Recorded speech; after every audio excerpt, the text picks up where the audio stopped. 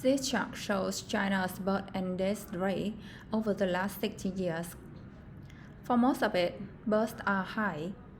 But in 2022, China had more deaths than births, causing its population to decrease for the first time in 6 decades. To get why this is such a big deal, consider this.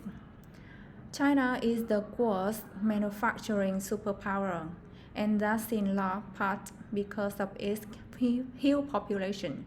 Nearly 30% of the country's economic output comes from manufacturing. Now here's China's population over the last 60 years.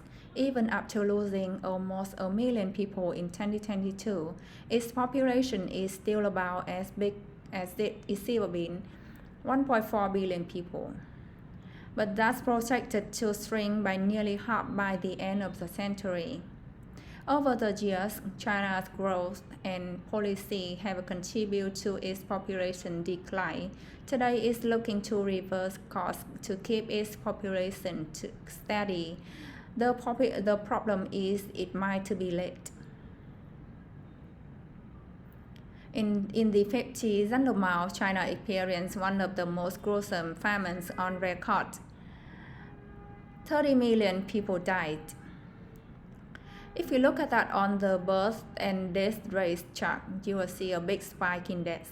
At the same time, the birth rate dropped, causing the population to shrink.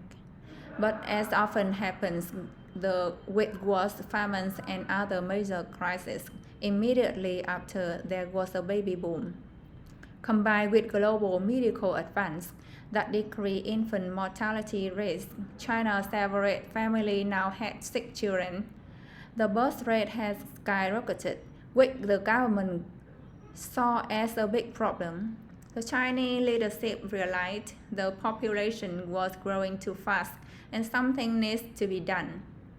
The government came out with the policy. They called it later, longer, fewer, later marriages, longer birth intervals, and fewer births.